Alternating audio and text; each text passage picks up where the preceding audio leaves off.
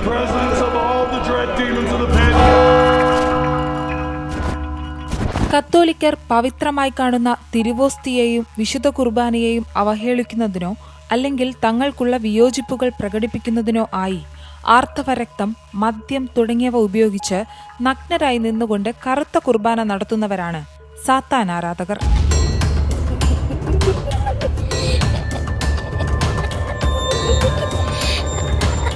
ഒന്നാം നൂറ്റാണ്ട് മുതലുള്ള സഭാചരിത്രത്തിൽ കാണുന്ന കുർബാന എന്ന ആചാരത്തിന് മധ്യകാലഘട്ടത്തോടെ വ്യത്യസ്ത അനുകരണങ്ങൾ കണ്ടു തുടങ്ങിയിരുന്നു.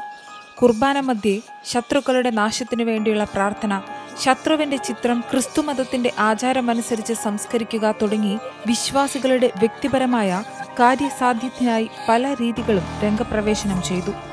ഇവയെല്ലാം തന്നെ കറുത്ത കുർബാനയുടെ ആദ്യ രൂപങ്ങളായിരുന്നു എന്ന് വേണം പറയാൻ. എങ്കിലും 1500-ൽ ഫ്രാൻസിലെ കാതറിൻ എന്ന ഒരു രാജ്ഞി ആദ്യത്തെ കറുത്ത കുർബാന അർപ്പിച്ചതായിട്ടാണ് ചരിത്രം പറയുന്നത്.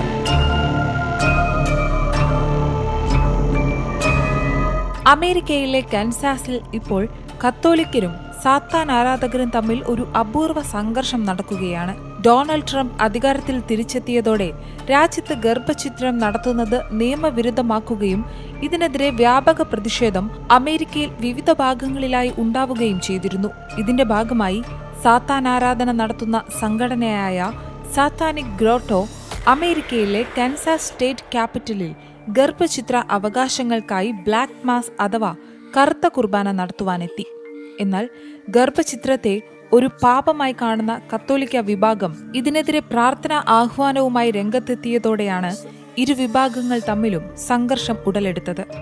ഒരു ഭാഗത്ത് കത്തോലിക്കർ കൊന്തയും പ്രാർത്ഥനകളും ഉരുവിട്ടുകൊണ്ടും എതിർവശത്ത് സാത്താനിക് ഗ്രോട്ടോ അവരുടെ സാത്താൻ പ്രതീകങ്ങൾ ഉയർത്തിക്കൊണ്ടും പരസ്പരം പോരാടി.